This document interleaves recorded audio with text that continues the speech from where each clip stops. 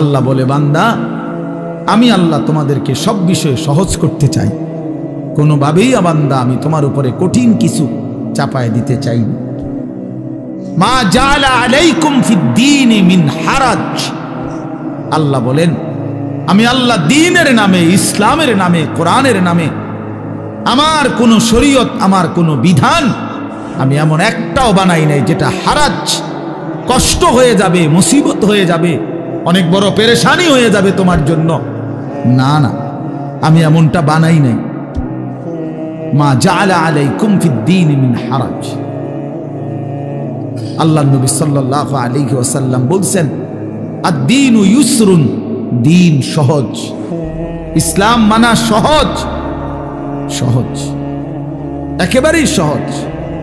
স্বাভাবিক তালেই আমার শায়েখ আল্লামা মুফতি মুশতাকুন নবী কাসেমি হুজুর সেদিন আমাদের মাদ্রাসায় কিশোর যুব ইসলাহি মজলিসে আমরা আলাদা 16 বছর থেকে 30 বছর বয়সী পর্যন্ত ছেলেদের আলাদা ইসলাহি মজলিস করছিলাম আমার মাদ্রাসায়।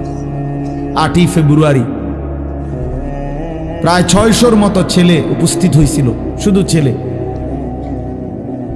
সব নওজোয়ান। হুজুর সেখানে বলছিলেন এই ব্যাপারে বিস্তারিত যে আমাদের জীবনের দুইটা অংশ, একটা হলো দুনিয়া, আরেকটা হলো আখিরাত। দুনিয়ার জন্য আমাকে করতে হবে কর্ম, আখিরাতের জন্য আমাকে পালন করতে হবে ধর্ম। এই আমার জিন্দেগি। দুনিয়ার জন্য আমি কর্ম করব, আখিরাতের জন্য আমি ধর্ম পালন করব। কর্ম এবং ধর্ম, এই আমার জিন্দেগি। কিন্তু হুজুর বলছেন দুনিয়া স্বল্প সময়ের, আখিরাত অনন্তকালের। কিন্তু আল্লাহ পাক দয়া করে অনন্তকালের আখিরাতের জন্য ধর্মের বিধান দিয়েছেন সামান্য, সামান্য সময়ের দুনিয়ার জন্য কর্মের সুযোগ দিয়েছেন অনেক বেশি, অনেক বেশি। ফজরের 4 রাকাত নামাজ 10 মিনিট, আবার 1:30-এর জোহরের নামাজ আবার 20 মিনিট, তাইলে ওইখান দিয়া 20 মিনিট, এখান দিয়া 30 মিনিট, 10 মিনিট, এই আধা ঘন্টা। ফজরের জামাত হয় যদি 6টায়, জোহরের জামাত 1:30টায়, মাঝখান দিয়া 7টা, 8টা, 9টা, 10টা, 11টা, 12টা, 1টা, 7.5 ঘন্টার মাথায়। তাহলে 7.5 ঘন্টা বা 7 ঘন্টাই ধরো, ঠিক আছে, 7 ঘন্টা আল্লাহ বলছে বান্দা সামান্য দুনিয়া, কিন্তু যাও সময় বেশি দিছি, যাও তবুও করো, সমস্যা নাই, 7 ঘন্টা করো। আর অনেক লম্বা আখিরাত, একদিন হাসরের ময়দানের 50,000 বছর, ফুলসেরাত 30,000 বছরের রাস্তা, কবরের শেষ ব্যক্তিটাও থাকতে হবে। কোন কোন মুহাদ্দিসিন বলছে 40,000 বছর। এই লম্বা সফর অনন্তকালের আখিরাতের জন্য এই 7 ঘন্টার ব্যবধানে, 8 ঘন্টার ব্যবধানে সময় নিলাম মাত্র 30 মিনিট, 7.5 ঘন্টা তোমার দুনিয়ার জন্য দিয়ে দিলাম। তবুও যদি বলো বান্দা আমি জুলুম করছি, তার ইনসাফ কিভাবে? তবুও যদি বলো বান্দা আমি পারবো না, তো তোমার মতো গাদ্দার, তোমার মতন নাফরমান আর কে হইতো? তোমার সামান্য দুনিয়া, অথচ সময় দিছি বেশি। 1:30-এ জোহরের নামাজ শেষ, 1:50-এর ভিতরেই নামাজ শেষ। আবার 4:30, 4:45টায় আইসো 4 রাকাত আসরের ফরজ পড়বার জন্য। মাঝখান দিয়ে আবারও আমি আল্লাহ তাআলা লম্বা 3 ঘন্টার মতো সময় আবারও দিলাম, যাও আবার মেহনত করো, আবার পরিশ্রম করো, আবার কামাই করো, আবার কামাই করো। 8টা বাজে এশার নামাজ পড়ছো, 6টা বাজে ফজরের নামাজ। এশার নামাজ আর ফজরের নামাজের মাঝখানে 9টা, 10টা, 11টা, 12টা, 1টা, 2টা, 3টা, 4টা, 5টা, 6টা, প্রায় 10 ঘন্টা আমি আল্লাহ বিরতি দিয়ে রাখলাম। যাও ঘুমাও, তোমার আরো যদি কোনো কাজ থাকে করো, সংসার করো, স্ত্রীর সাথে সময় দাও, নিজের ঘর সামলাও, নিজের আরো কোনো কাজ থাকলে করো বান্দা। আবার 10 ঘন্টার ব্যবধানে 4 রাকাত নামাজ পড়তে আইসো। আমি আল্লাহ জুলুম করলাম? আমি আল্লাহ তাআলা বেইনসাফি করলাম কোথায় বান্দা? কিন্তু তুমি জালেম, কত বড় নিকৃষ্ট, কত বড় অসভ্য, নির্লজ্জ, বেহায়া, যে তুমি 8 ঘন্টা পরেও 8 ঘন্টা যেই মালিক হায়াত দিছেন তার জন্য 4 রাকাত নামাজ পড়তেও তুমি রাজি না, 10টা মিনিট দিতেও রাজি না। এর চাইতে বড় জালেম আর কে হইতে পারে? এর চাইতে বড় নাফরমান আর কে হইতে পারে? এই জন্য বাপ, আমি সমস্ত ছেলে তোমাদেরকে অনুরোধ করলাম, দয়া করে বাবা ভাইব, তোমরা তোমাদের জিন্দেগি নিয়ে ভাবো। কেউ তোমারে নিয়ে না ভাবলেও, কেউ খেয়াল না করলেও তুমি মনে রেখো, তুমি তো তোমারে আলাদা করতে পারতা না। তোমার শরীর, তোমার দেহ, তোমার অঙ্গ, তোমার হাত পাও, তোমার ভেতর বাহির, এগুলো তো আর তুমি আলাদা করতে পারবা না। কাজে এই দেহ, এই অঙ্গ একদিন হাসরের ময়দানে আল্লাহর সামনে সাক্ষ্য দিবে। এই জন্য যদি গুনাই করতে হয় নিজের চোখকে আড়াল করে গুনাহ করো, যদি গুনাই করতে হয় নিজের হাতকে আড়াল করে গুনাহ করো, যদি গুনাই করতে হয় নিজের দেহকে আড়াল করে গুনাহ করো। কিভাবে সম্ভব? সম্ভব? আমার চোখে আমি না দেখলে, আমার হাত আমি স্পর্শ না করলে গুনাহ হবে কেমন? এজন্য কোরআনুল কারীম আল্লাহ বলছেন, ওয়াশাহিদা আলাইহিম সামউহুম ওয়া আবসারুহুম ওয়া জুলুদুহুম বিমা কানু ইয়ামালুন। বান্দা, তোমাদের কান, তোমাদের চোখ, তোমাদের সমস্ত দেহ, অঙ্গ প্রত্যঙ্গের চামড়া আমি আল্লাহর কাছে সেদিন হাসরের ময়দানে তোমাদের যাবতীয় কর্মকাণ্ড সম্পর্কে সাক্ষ্য দিব। আমাকে শোনাবে, আমাকে বলবে, বান্দা তুমি আড়াল করতে পারবা না।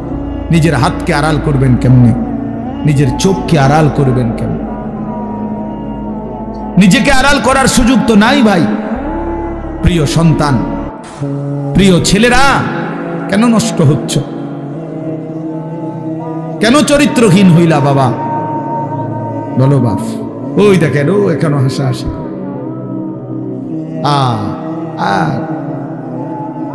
মানে এখন একজনের গায়ে আরেকজন হেলান দিয়া বসে, একজন আরেকজনের আঞ্জা দিয়া ধরে, একজন আরেকজনকে লাত্তি মারে, আরেকজন আরেকজনের চুল ধরে টান। মানে এই হলো পোলাপানের কি করে, মানে কেন?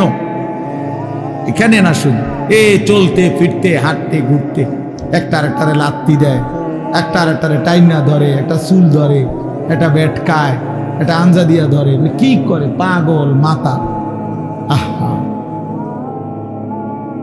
দেখেন আপনারা ছেলে পেলেদের চাল চলনে, মানে একেবারেই শূন্য, বিচ্ছিন্ন। পৃথিবীতে কোনো মানুষ আছে তারে কেউ দেখে এটার দ্বারা কোনো লজ্জা শরম হইতে পারে?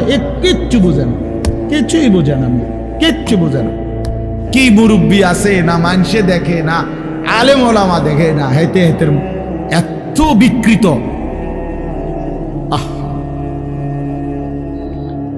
আল্লাহ নবী সাল্লাল্লাহু আলাইহি ওয়াসাল্লামের জন্য হাদিস আছে দোস্ত। আল্লাহ নবী বলছে, কিছু মানুষের দিল ওয়াল কালকুজ মিরবাদান।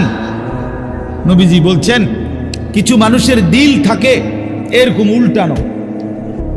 এই যে এটা উল্টানো, মনে করেন এইটা উল্টানো হইলে এইবার এইটার উপরে যদি এখানে আটলান্টিক মহাসাগরের পানিও ঢালে, এটা পুড়বে না। পুড়বে? এটা কেন পুড়বে না? উল্টা উল্টা। এটা রাসূলুল্লাহ সাল্লাল্লাহু আলাইহি ওয়াসাল্লাম বলছেন, কিছু নাফরমানের কলিজা উল্টানো থাকে, দিল উল্টানো থাকে। লা ইয়ারিফু মারুফান ওয়ালা ইউনকিরু মুনকারান। তখন আর সে কোনো ভালোও বুঝে না, কোনো মন্দও বুঝে না, কিছুই বোঝে না, কিছুই বোঝে না। উলাইকা কাল আনআম। আল্লাহ তাআলা বলে, এই মানুষগুলোই হচ্ছে জানোয়ার, এরাই জানোয়ার, যাদের কাছে আলো অন্ধকারের কোনো পার্থক্য নাই, যাদের কাছে রাত দিনের কোনো পার্থক্য নাই, যাদের কাছে হালাল হারামের কোনো পার্থক্য নাই, যাদের কাছে পাক নাফাকের কোনো পার্থক্য নাই, যাদের কাছে জায়েজ না জায়েজের কোনো পার্থক্য নাই, হালাল টাকাও খায়, সুদের টাকাও খায়। আপন মাকেও দেখে, রাস্তার নারীকেও দেখে, আপন বোনকেও দেখে, পরের বোনকেও দেখে, যার কাছে কোনো হালাল হারাম বলতে কিছুই নাই, শরীর নাপাক, পেশাব পায়খানা করে পবিত্রতা অর্জনের কোনো দ্বার ধারে না। তো আল্লাহ নবী সাল্লাল্লাহু আলাইহি সাল্লাম বলেন, মূল কারণ এমন কেন? এই নাফরমানের কলজা উল্টানো, এই নাফরমানের দিল উল্টায় দিছে আল্লাহ। ইন্না কুলুবাল ইবাদ বাইনা ইসবাআইন মিন আসাবি'ir রহমান ইউকাল্লিবুহু কাইফা ইয়াশা। হাদিসের মধ্যে আছে, আল্লাহর নবী সাল্লাল্লাহু আলাইহি সাল্লাম বলেন, নিশ্চয়ই মানুষের দিল আল্লাহ পাকের কুদরতি এই দুই আঙ্গুলের মাঝে, আল্লাহর কুদরতি দুই আঙ্গুলের মাঝে তিনি যেভাবে ইচ্ছে এই দিল উলট পালট করতে পারে। এই জন্য আমাদের নবী সাল্লাল্লাহু আলাইহি সাল্লাম ভাইয়া, নবীজি 5 ওয়াক্ত নামাজের পরে একটা দোয়া করতেন। অনেকগুলো দোয়ার মধ্যে এটাও একটা দোয়া নবীজি নিয়মিত করতেন, ইয়া মুকাল্লিবাল কুলুব সাব্বিত কলবি আলা দীন। হে অন্তর সমূহের উলট পালটকারী, আপনি আমার দিলটা আপনার দ্বীনের উপরে মজবুত রাখেন। সুখে থাকি দুঃখে থাকি আপনাকে যেন না ভুলি, রাতে থাকি দিনে থাকি আপনাকে যেন না ভুলি, একাকী থাকি প্রকাশ্যে থাকি আপনাকে যেন না ভুলি, সব প্রত্যাশা মতো পাই কিংবা না পাই মাওলা আপনারে যেন না ভুলি, আপনারে যেন না ভুলি, আপনারে যেন না ভুলি।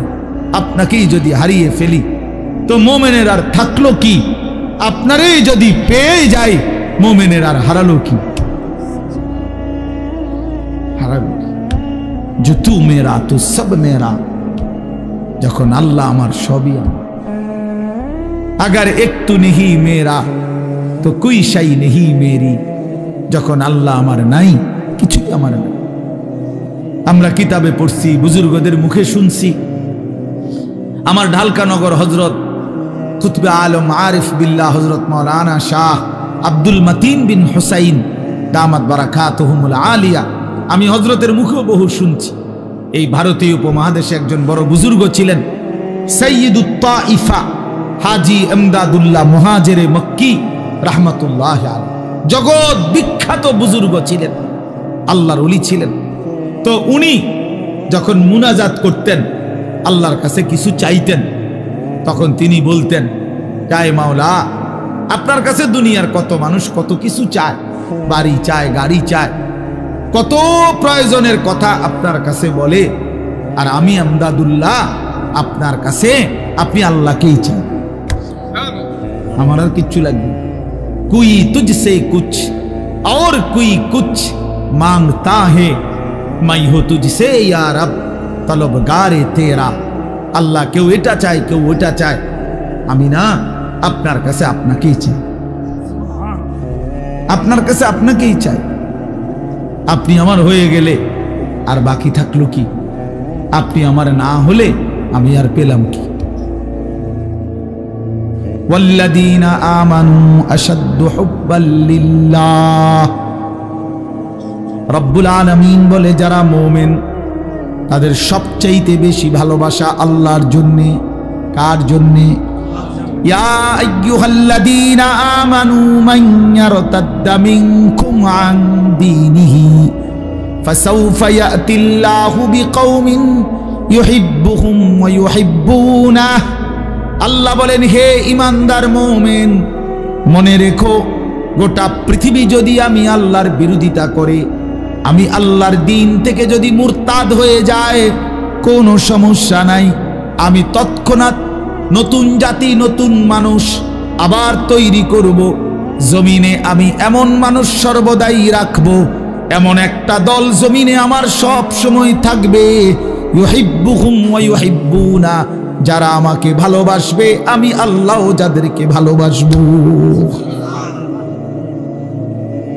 ভালোবাসার এই আদান প্রদান আমি আল্লাহ জমিনে রাখবই রাখবো। জমিনে আমার বান্দা বলবে, আল্লাহ আমি আপনাকে ভালোবাসি, আর শাজিম থেকে আল্লাহ বলবে, বান্দা আমিও তোকে ভালোবাসি। हम यहाँ से तुम वहां से दोनों जानिब से इशारा हुआ। আমি এখান থেকে, তিনি সেখান থেকে, দুই দিক থেকে ইশারা হয়েছে যে দুইজন দুইজনকে ভালোবাসে। বান্দা তার মালিককে ভালোবাসে, মালিক তার গোলামকে ভালোবাসে। এজন্য দোস্ত, প্রিয় ভাই, আল্লাহ পাকের এক ভালোবাসার, মায়ার, আল্লাহর হওয়ার, নিজেকে আল্লাহর জন্য, আখিরাতের জন্য, নিজের জীবন সুন্দর করার জন্য একটা শ্রেষ্ঠতম মাস আমাদের সামনে হাতছানি দিচ্ছে, আমাদের সামনে ছায়া বিস্তার করছে, গ্রান শোনা যাচ্ছে, সেটাই মাহে রমজান। মাহে রমজান এতটা প্রিয় মাস, আল্লাহ নিজে যেই মাসের নাম আল্লাহ পাক নিজে উল্লেখ করছে, শাহরু রমাদান, এই যে রমজান মাস। আল্লাহ বলেন এটা আমি বললাম শাহরু রমাদান। এজন্য রমজান মাস বছরে কয় মাস উচ্চারিত হয় এই শব্দটা কোনছে? এটাই একটা সহজ হিসাব, বুঝেন কিনা কোন তো? বুঝেন নাই কথাটা? এই শব্দ এটা কোরআন শরীফের শব্দ, শাহরু রমাদান, রমজান মাস। এটা উল্লেখ করছে কে? আল্লাহ। কোথায়? তো এইটা বছরে কয়বার উচ্চারিত হয়? একবার। 24 ঘন্টা উচ্চারিত, 24 ঘন্টা জমিনে এই শব্দ উচ্চারিত। কারণ আল্লাহর জমিনে 24 ঘন্টাই আল্লাহর কালামের তেলাওয়াত চলতেছে। পৃথিবীতে কোনো মুহূর্তেই আল্লাহর কালামের তেলাওয়াত বন্ধ হয় না। তাহলে এই শব্দ তো তেলাওয়াতের অংশ, এই শব্দ তো আয়াতের অংশ। সূরা বাকারা, কোরআনুল কারীমের দ্বিতীয় সূরার 185 নম্বর আয়াত, শাহরু রমাদান, রমজান মাস। কোন মাস উল্লেখ করেছেন আল্লাহ? মাসের নাম রমজান। যিনি উল্লেখ করলেন তিনি রহমান, নাজিল করলেন কোরআন। গ্রহণ করবে যারা তারা মুসলমান। শাহরু রমাদান আল্লাযী উনজিলা ফীহিল কোরআন। আল্লাহ বলে, বান্দা শুনো, রমজান মাস চিনেছো কিনা বান্দা? সেটা সেই মাস যে মাসে আমি আল্লাহর কোরআন নাজিল করা হয়েছে। আল্লাহ বলেন, যেদিন কোরআন নাজিল হয়েছে সেই বরকতে রমজান দামি হয়েছে। কোরআন নাজিল হয়েছে সেই কারণে লাইলাতুল কদর দামি হয়েছে। প্রত্যেক বছর সবে কদর কোরআন নাজিল হয় না, কিন্তু ওই এক রাতে কোরআন নাজিল হয়েছিল সবে কদর। ফলে অনন্তকালের জন্য ওই রাত যতবারই ফিরে আসে ততবারই দামি হয়। ওই এক বছরই শুধু রমজানে কোরআন নাজিল হয়েছিল। এখন তো আর কোরআন নাজিল হয় না, নবীজি তো নাই, কিন্তু ওই এক মাস কোরআন নাজিল হয়েছে যেই মাসে, সেটা যতবার ফিরে ফিরে আসবে ততবারই দামি হতে থাকবে। শাহরু রমাদান, ওই দেখেন ওই অপদার্থ, এই হাইওয়ান দেখছেন? এই যে এতক্ষণ খুঁজা পাইছেন না তো, এখন দেখেন এই হাইওয়ান কাহাকে বলে। এই দেখেন এত নির্লজ্জ কিছু ছেলে আছে, এত অসভ্য, এত শক্ত অসভ্য এগুলো। মানে তার কথা হলো, হুজুর তোমার বাপেও যদি বলে আমি মোবাইল ছাড়তাম না, তোর আব্বা যদি কয় হুজুর তোর বাপ কবরের থেকে আইয়া কইলো আমি শুনি, আমি আমার বাপের কথাই শুনি না, তোর কথা শুনবো কিতাম বেড়া হুজুর, তুই কেডা বেড়া?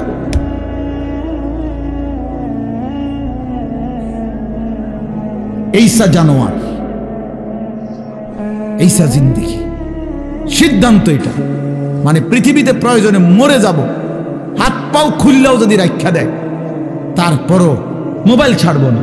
প্রয়োজনে বাপ ছেড়ে দেব, প্রয়োজনে মা ছেড়ে দেব, প্রয়োজনে ধর্ম ছেড়ে দেব, প্রয়োজনে আল্লাহ ছেড়ে দিলাম, প্রয়োজনে জাহান্নামকেই বুকে নিলাম, কিন্তু মোবাইল আমি ছাড়ব।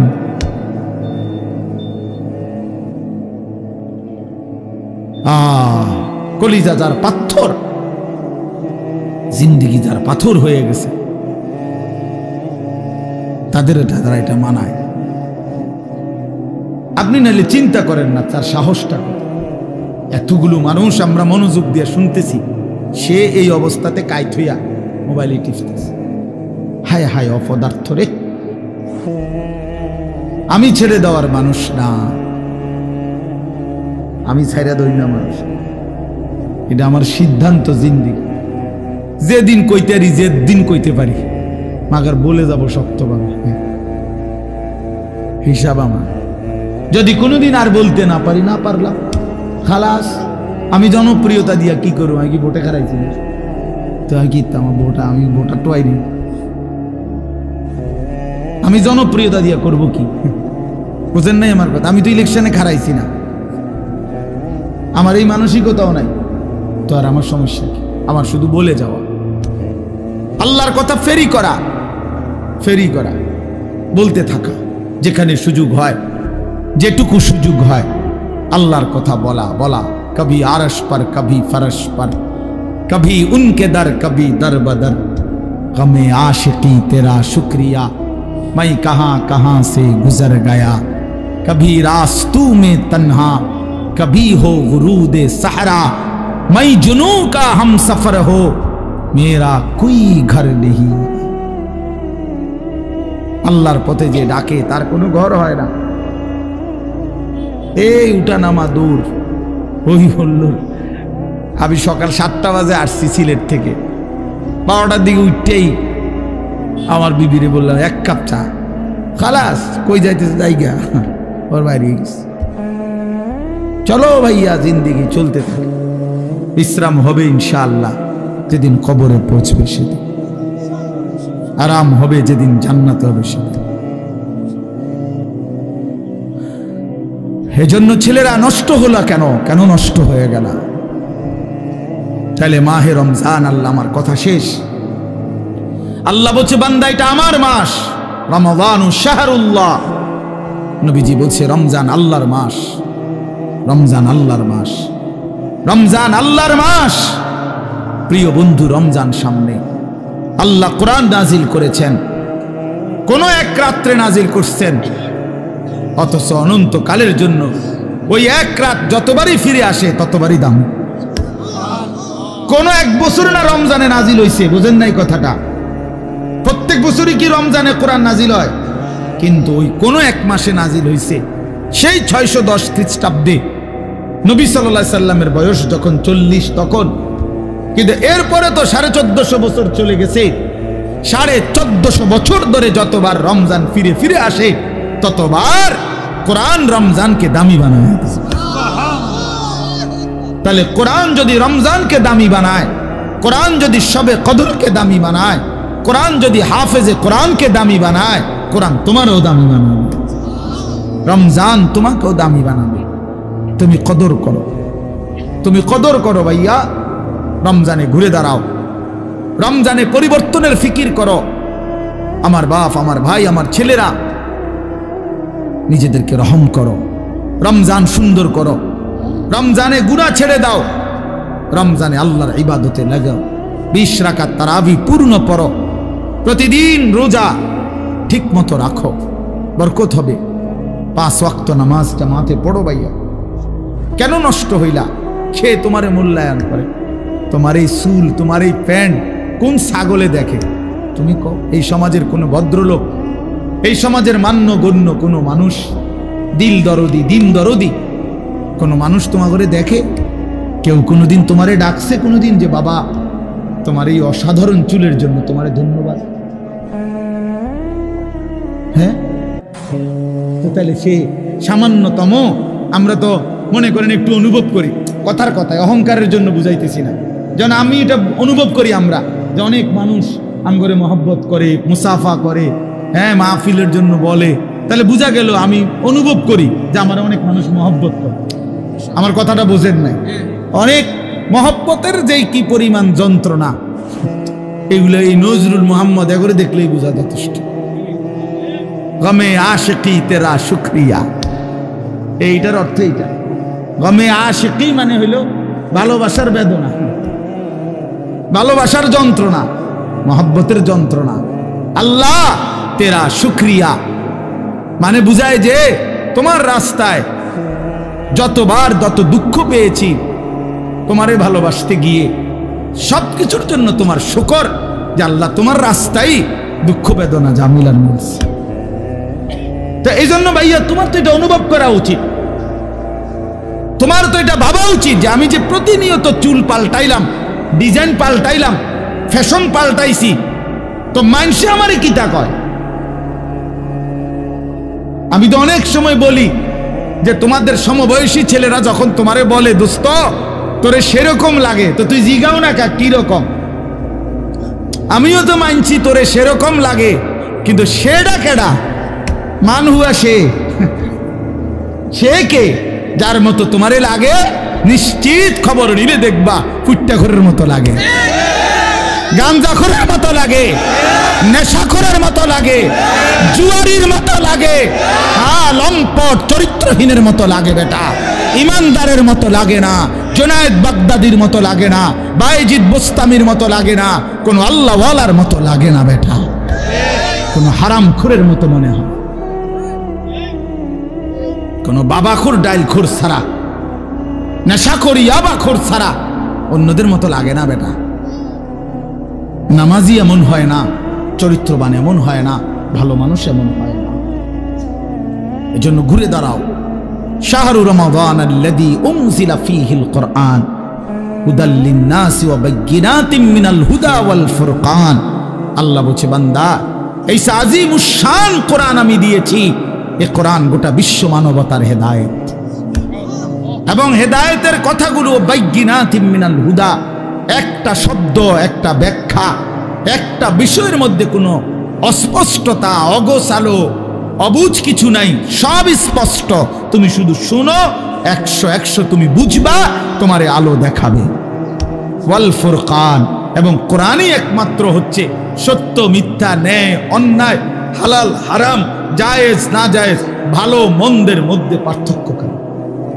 তুমি ভালো মন্দ চিনবা না যদি কোরআন না চিনো, তুমি সত্য মিথ্যা বুঝবা না যদি কোরআন না চেনো, হালাল হারাম, জায়েজ না জায়েজ, উচিত অনুচিত, ন্যায় অন্যায় বুঝবা না।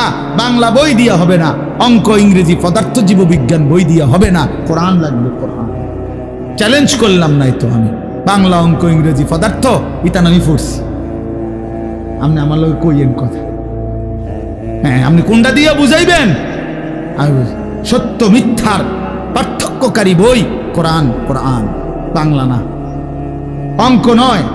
এগুলো নির্ধারিত কোনো বিষয়, দুনিয়াবি উপার্জনের জন্য কোনো বিষয় শিখায়। পদার্থ পদার্থই বুঝায়, জীববিজ্ঞান জীবের বিষয়ে বুঝায়, রসায়ন বিজ্ঞান রসায়নের বিষয়ে বুঝায়, ডাক্তারি ডাক্তারি বিষয়ে বুঝায়, ইঞ্জিনিয়ারিং ইঞ্জিনিয়ারিং বুঝায়। কিন্তু সত্য মিথ্যা, ন্যায় অন্যায়, আলো অন্ধকার, হালাল হারাম, উচিত অনুচিত, ভালো মন্দ বুঝায় শুধুই আল্লাহর কোরআন।